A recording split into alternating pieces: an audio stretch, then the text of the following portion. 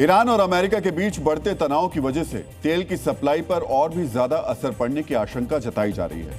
Reuters की report के मुताबिक ईरान ने यमन के हूती विद्रोहियों से कहा है कि वो लाल सागर का अहम समुद्री रास्ता बंद करने के लिए तैयार रहे।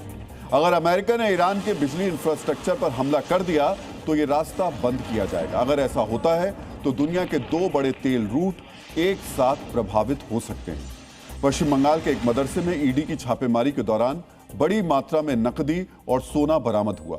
ईडी के मुताबिक तलाशी के दौरान कालिकापुरी के मदरसे में दफ्तर से 40 लाख रुपए नकद और लाइब्रेरी से 180 ग्राम सोने के सिक्के बरामद हुए।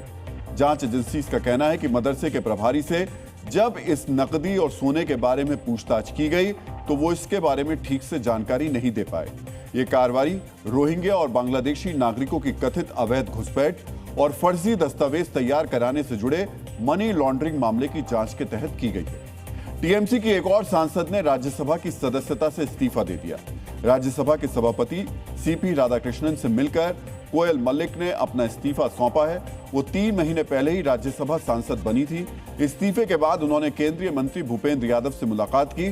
बंगाल चुनाव के नतीजों के बाद टीएमसी के 4 राज्यसभा सांसद अभी तक इस्तीफा दे चुके हैं। सीबीएसई के सिलेबस में 9वीं क्लास से तीसरी भाषा अनिवार्य किए जाने पर सुप्रीम कोर्ट की जस्टिस बीवी नागरत्ना ने सवाल उठाए हैं। जस्टिस नागरत्ना ने कहा कि कक्षा 9 से तीसरी भाषा पढ़ाना सही नहीं है, क्योंकि इस समय छात्रों पर बोर्ड परीक्षा की तैयारी का पहले से ही काफी दबाव होता है। जस्टिस नागरत्ना ने सरकार से आग्रह किया कि वो कक्षा 9 से नई भाषा की शुरुआत ना करें। बेहतर होगा कि इसकी पढ़ाई कक्षा 6 से शुरू की जाए। देश के अलग अलग राज्यों में आज भगवान जगन्नाथ की रथ यात्रा निकाली जा रही है। ओडिशा के पुरी में रथ यात्रा के दौरान लाखों की भीड़ जमा हुई। भीड़ बहुत ज्यादा होने की वजह से एक व्यक्ति की मौत हो गई, जबकि करीब 150 लोग बीमार हो गए। कई लोगों ने सांस लेने में दिक्कत और डिहाइड्रेशन की शिकायत की। इसके बाद उन्हें अस्पताल ले जाया गया। गृह मंत्री अमित शाह ने एसएल ग्रुप के चेयरमैन डॉक्टर सुभाष चंद्रा के पिता श्री नंद किशोर गोयनका जी के निधन पर शोक प्रकट किया है। डॉक्टर सुभाष चंद्रा को लिखे संवेदना पत्र में अमित शाह ने कहा कि नंद किशोर गोयनका जी के निधन का समाचार सुनकर मन अत्यंत व्यथित और हृदय मर्माहत है। गृह मंत्री ने आगे लिखा कि जीवन में आई इस रिक्तता को शब्दों में व्यक्त नहीं किया जा सकता। उन्होंने लिखा कि आपके परिवार पर आई इस दुख की घड़ी में मैं गहरी संवेदना और शोक व्यक्त करता हूं। उन्होंने श्री नंद किशोर गोयनका जी के निधन को अपूरणीय क्षति बताया। आज हिसार में हरियाणा के पूर्व मुख्यमंत्री भूपेंद्र सिंह हुड्डा ने डॉक्टर सुभाष चंद्रा से मिलकर अपनी संवेदनाएं व्यक्त की। उनके साथ हिसार के सांसद जयप्रकाश के अलावा कई विधायक भी थे।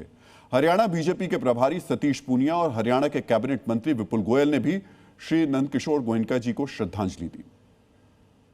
ऐसे व्यक्ति समाज में कभी कभी आते हैं, उन्होंने जो समाज में अपनी जगह बना के गए हैं वो कभी भूली नहीं जा सकती। ईश्वर से प्रार्थना है वो अपने चरणों में स्थान, प्रभु ने अपने चरणों में स्थान देंगे और ऐसे व्यक्तित्व उनका जीवन प्रेरणा होता है। तो मैं समझता हूँ हम सब लोगों को उनके जीवन से प्रेरणा लेनी चाहिए।